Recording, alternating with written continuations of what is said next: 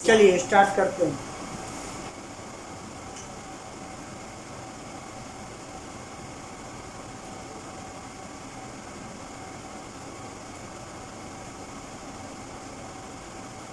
अब जैसे हम पहले मेटल्स में जाते हैं तो मेटल्स की बहुत सारी चीज़ों का तो आप डेली बेस पे इस्तेमाल करते हैं। जैसे कॉपर है, एल्युमिनियम है, इनके क्या है, वायर बनाए जाते हैं और वो वायर कहाँ में काम आता है, इलेक्ट्रिसिटी में। इसका रीज़न क्या है कि कॉपर और एल्युमिनियम का इलेक्ट्रिक पोटेंशियल, फिजिक्स आ गई, इलेक्ट्रिक पोटेंशियल बहुत हाई होता है, जिसकी वजह से कॉपर के, एल्युमिनियम के वायर बनाए जाते हैं जो बिजली में, लाइट में, करंट में, इलेक्ट्रिसिटी में यूज़ किए जाते हैं। दूसरी चीज़, बहुत सारे ऐसे मेटल हैं जैसे कॉपर है, एल्युमिनियम है, आयरन है, इनका अटेंसिल्स बनाने में यूज़ होता है। Kitchen ware, house hold utensils, factory equipment, इन सब चीज़ों को, तमाम चीज़ें बनाने, जैसे नट बोल्ट बनाना है, आयरन का बनता है ना। कढ़ाई, घर में आप देखते हैं मम्मी जी आपकी जो है खाना बनाती हैं, सब्ज़ी बनाती हैं तो कढ़ाई यूज़ करती हैं, तो वो जनरली या तो आयरन की होती है या एल्युमिनियम की होती है। कॉपर के पहले गिलास चला करते थे, आजकल डल पॉलिश वाले कॉपर काफ़ी महंगे पार्ट होते हैं, उनके तमाम सजाने के सामान भी आते हैं डेकोरेट करने के लिए, है ना।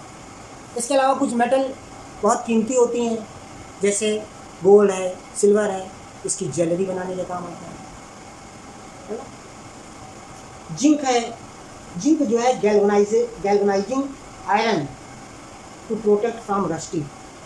आयरन रस्ट होता है, जंग लगता है, उस पर अगर जिंक की प्लेट चढ़ा दिया जाए, जिंक का प्रिंट कर दिया जाए अगर आयरन के ऊपर, तो रस्टिंग रुक जाती है, आयरन रस्ट नहीं होती। तो it is also use, zinc is used to prevent rusting of iron, है ना। इसी तरह एल्युमिनियम है, एल्युमिनियम फॉयल बनाए जाते हैं एल्युमिनियम से, तमाम प्रकार की जो एल्युमिनियम फॉयल बनाए जाते हैं उससे तमाम प्रकार की पैकिंग होती है, पैकेजिंग होती है। और मरकरी है, इसका थर्मोमीटर में यूज़ किया जाता है। सोडियम है और टाइटेनियम है, ये सब जो है एटॉमिक रिएक्टर में यूज़ करे जाते हैं। लेड जो है वो कार बैटरीज या बैटरीज बनाने में काम आता है। ऐसे बहुत सारे मेटल हैं जिनका हम यूज़ करते हैं। इसी तरह नॉन मेटल्स होते हैं। नॉन मेटल में हाइड्रोजन है, वेजिटेबल ऑयल से वेजिटेबल घी बनता है। देखिए एक रिएक्शन होता है, vegetable oil plus hydrogen. In the presence of nickel, it will change at 360 degree temperature. It will change as vegetable घी। वनस्पति तेल से वनस्पति घी बनाने के लिए ये रिएक्शन होता है। कि नॉन मेटल है हाइड्रोजन, तो यूजेस ऑफ नॉन मेटल में आ जाता है कि to make vegetable ghee from vegetable oil. Hydrogen और भी जगह यूज होता है, जैसे अमोनिया बनाने में इसका यूज़ किया जाता है, फर्टिलाइज़र बनाने में इसका यूज़ किया जाता है। लिक्विड हाइड्रोजन जो है वो रॉकेट फ्यूल्स के रूप में यूज़ किया जाता है। कार्बन जो है वो इलेक्ट्रोड्स के रूप में बैटरी में यूज़ किया जाता है। नाइट्रोजन जो है अमोनिया, नाइट्रिक एसिड और फर्टिलाइज़र बनाने में यूज़ की जाती है। तो ऐसे बहुत सारी चीज़ें हैं। सल्फ़र है, सल्फ्यूरिक एसिड बनाने में यूज़ किया जाता है। सल्फ़र फंगाइसाइड और गन पाउडर बनाने में भी यूज़, पटाखे क्रैकर्स बनाने में भी यूज़ किया जाता है। ऐसे बहुत सारे नॉन मेटल हैं जिनका यूज़ भी किया जाता है। तो मेटल और नॉन मेटल के यूजेस लगभग 2 या 3 आपको आने चाहिए। 3 यूजेस मेटल्स के, 3 यूजेस नॉन मेटल्स के। जैसे मेटल का 3 यूज़ में आप दिखा सकते हैं कि some metal, some precious metal, silver and gold are used for jewellery. Metals like copper and aluminum are used for making wire for the use of current electricity. Iron, copper and aluminum are used to make household utensils and factory equipment. ऐसे non metal में दिखा सकते हैं। Hydrogen is use to making vegetable ghee from vegetable oil, सामने लिखा हुआ। Liquid hydrogen is use as rocket fuel. Sulphur is use to make fungicide and gun powder, cracker, so ऐसे बहुत सारी चीज़ें इसमें रहती हैं। तो यूजेस भी इसका एक इम्पॉर्टेंट पार्ट है। अब देखिए इसके बाद कुछ चीज़ें हैं केमिकल बॉन्डिंग आ रही है। आपको हम जब ये पढ़ा रहे थे, रिएक्शंस बता रहे थे, तो हमने आपको थोड़ा बहुत इंडिकेशन दिया था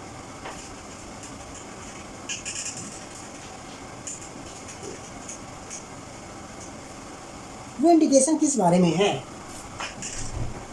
कि कोई भी मेटल और नॉन मेटल आपस में रिएक्शन करते हैं तो क्यों करते हैं और कैसे करते हैं।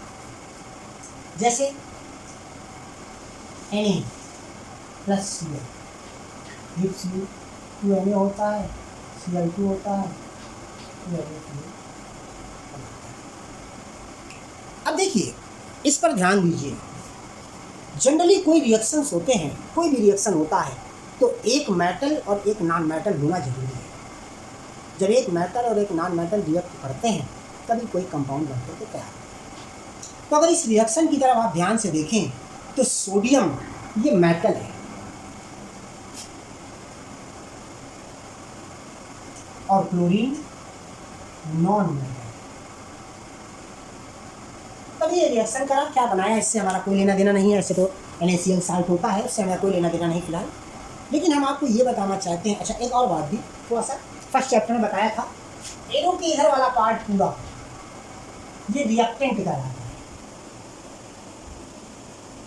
और एरो के इधर वाला पार्ट जो होता है वो प्रोडक्ट कहलाता है। फर्स्ट चैप्टर में आया था। तो कंपलसरी पार्ट ये है रिएक्टेंट में कि चाहे मेटल नॉन मेटल रिएक्शन करें या मेटल का कोई कंपाउंड नॉन मेटल के कोई कंपाउंड के साथ भी रिएक्शन कर सकते। अब बात ये आती है, आखिर क्या सोडियम और क्लोरीन को जब हम मिलाते हैं तो ये मिलकर के सोडियम क्लोराइड बना लेते हैं। मान लो सोडियम पाउडर हो और क्लोरीन भी पाउडर हो, है नहीं लेकिन पाउडर हो, तो क्या इन दोनों को हाथ से मिक्स कर दिया जाए, जैसे पाउडर मिलाए जाते हैं, रेत मिट्टी मिलाई जाती है, इस तरह अगर मिलाया जाए तो क्या सोडियम क्लोराइड बनेगा?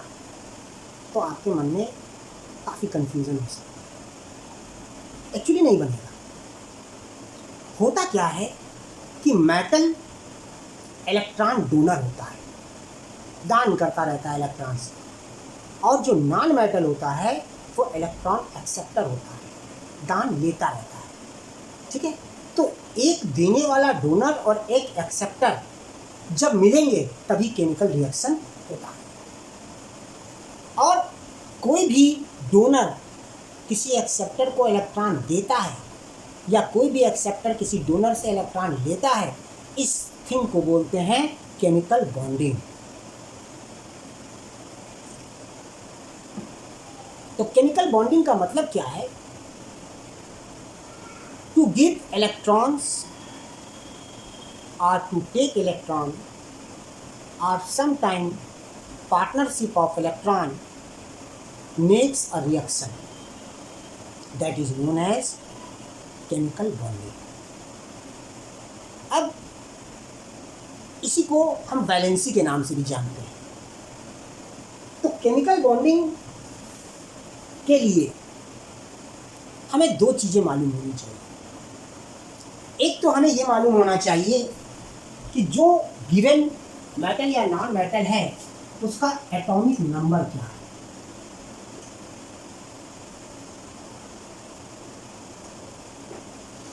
दूसरी चीज ये मालूम होनी चाहिए number of electrons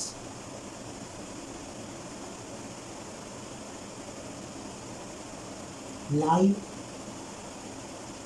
in the last orbit. Orbit बोलेगा शेल।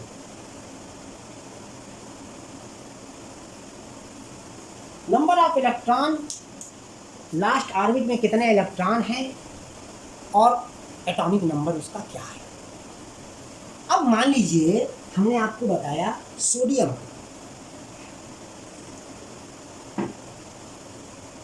इसी को लिया सोडियम।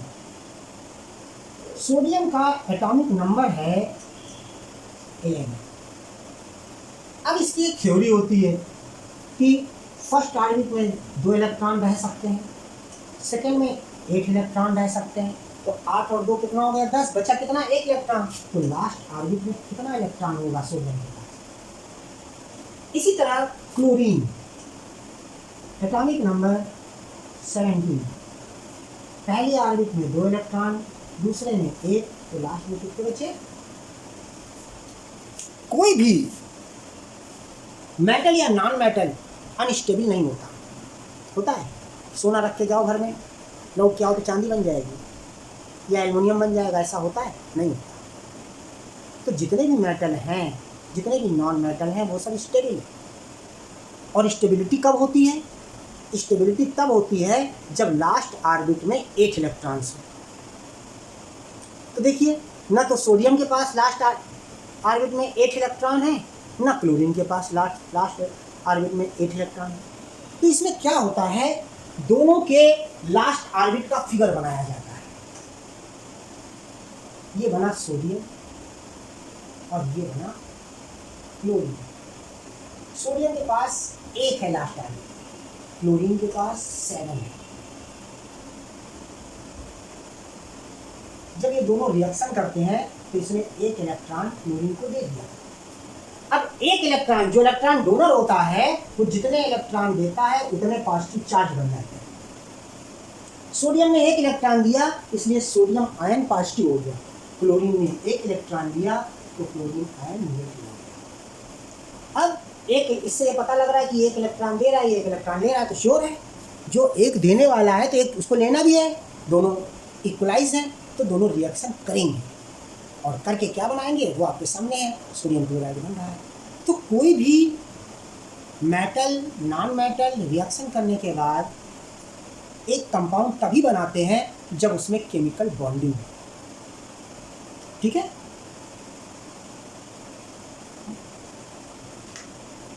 अब केमिकल बॉन्डिंग जो होती है वो 3 प्रकार की होती है। एक होती है इलेक्ट्रोवायलेंट बॉन्ड, दूसरा होता है कोवैलेंट बॉन्ड और तीसरा होता है पोलर बॉन्ड या कोऑर्डिनेट बॉन्ड। इन्हीं को आपको यहाँ समझना है।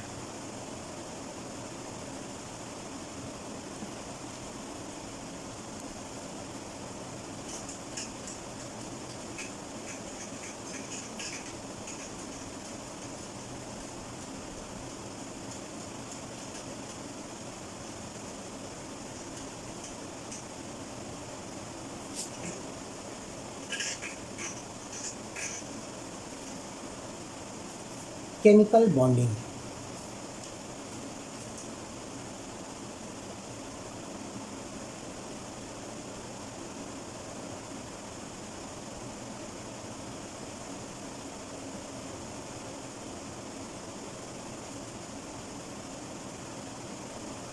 by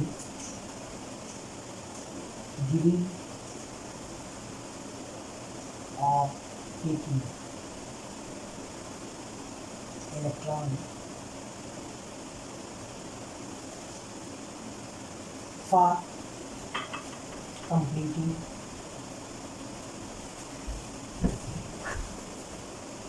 a chemical reaction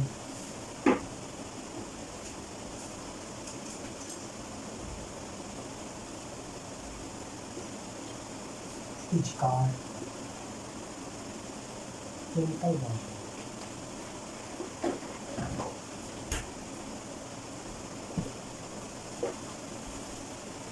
ठीक है? और ये 3 टाइप्स की होती है।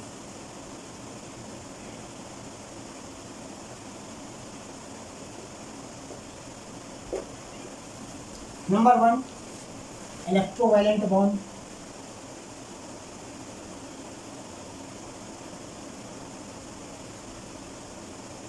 नंबर 2 कोवैलेंट बॉन्ड,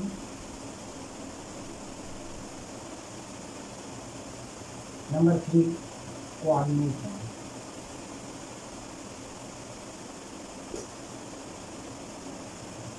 ठीक है? इसको नोट करें।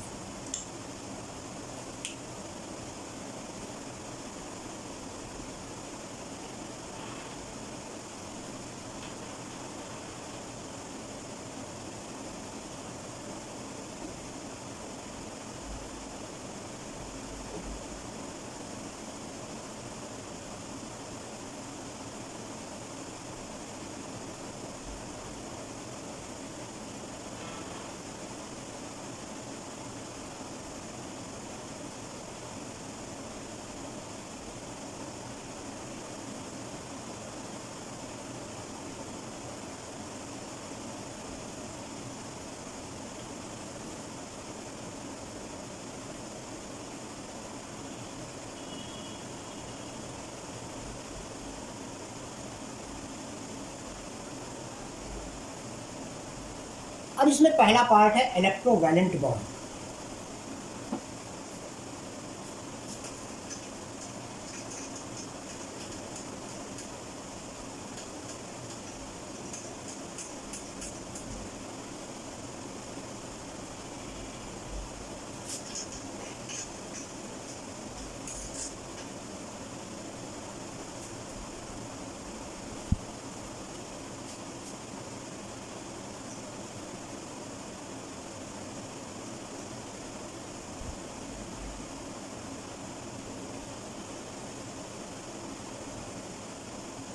क्या है electrovalent bond?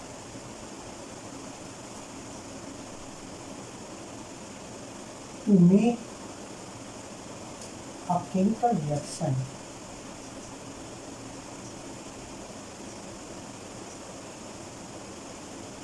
when metals donate electrons and non-metal accept the electrons.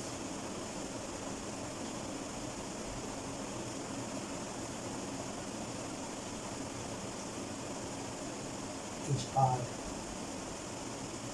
electrovalent bond.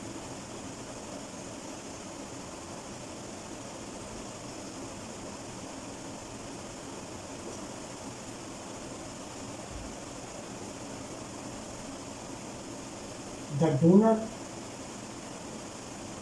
has positive charge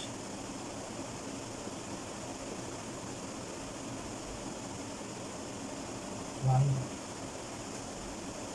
acceptor has negative charge.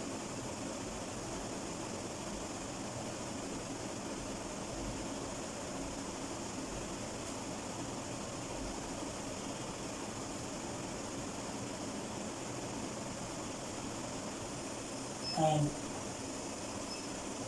this phenomena is known as electrovalency.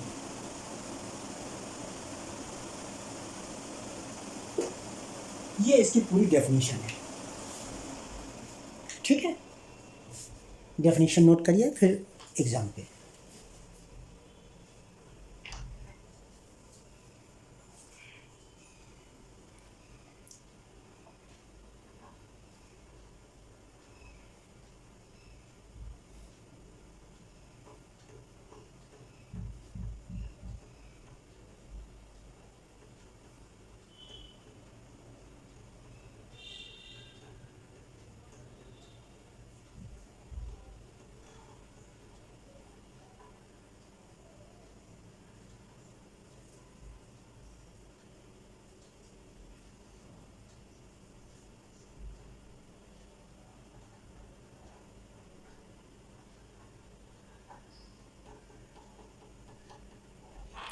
अब इसके एग्जाम्पल, पहला example तो अभी हमने दिया ही था,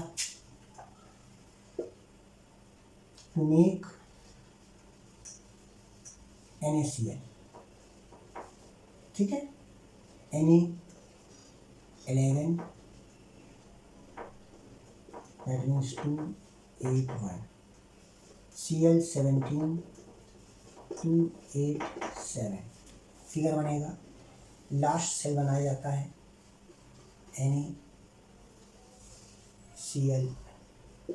एक इलेक्ट्रॉन इसके पास है एक्स्ट्रा, इसके पास लास्ट सेल में 7 इलेक्ट्रॉन है, इसने ये दिया तो बना Na पॉजिटिव, एक दिया इसलिए एक प्लस, Cl ने एक लिया इसलिए एक नेगेटिव। इसको बोलते हैं सोडियम आयन।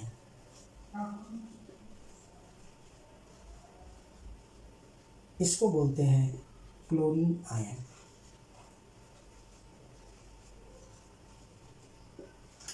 ठीक है, तो एक प्रकार से इसको आयनिक बॉन्ड भी बोला जाता है, क्योंकि इसमें आयन बनते हैं।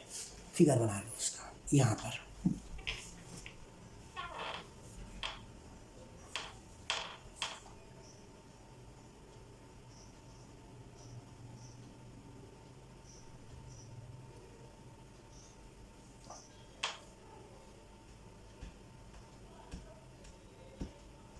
एक और एग्जाम्पल इसका देख लीजिए।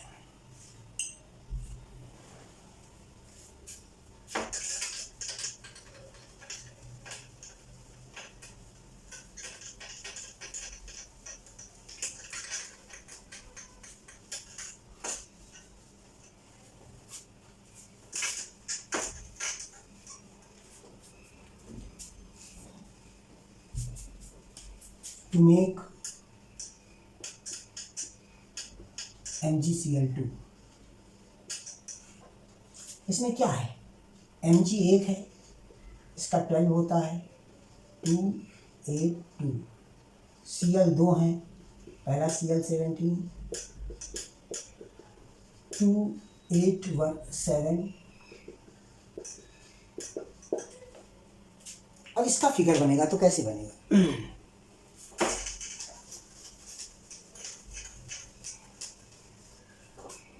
देखिए ध्यान से, नोट नहीं करिए, पहले ध्यान से देखा करिए। क्या किया, Mg के पास 2 इलेक्ट्रॉन है, एक इलेक्ट्रॉन ये, एक Cl इधर लगा दिया और एक Cl इधर लगा दिया। इसके पास 7 इलेक्ट्रॉन, इसके पास भी 7 इलेक्ट्रॉन। एक इलेक्ट्रॉन इसने इसको दे दिया, एक इलेक्ट्रॉन इसने इसको दे दिया, ठीक है। जब Mg ने 2 दे दिया तो Mg के पास कितना चार्ज हो गया, इस Cl के पास निगेटिव, इस Cl के पास निगेटिव, तो रिएक्शन क्या बना, Mg double positive plus 2Cl negative gives you MgCl2, ठीक है। मैग्नीशियम आयन बना, क्लोरीन आयन बना, 2 क्लोरीन आयन बने।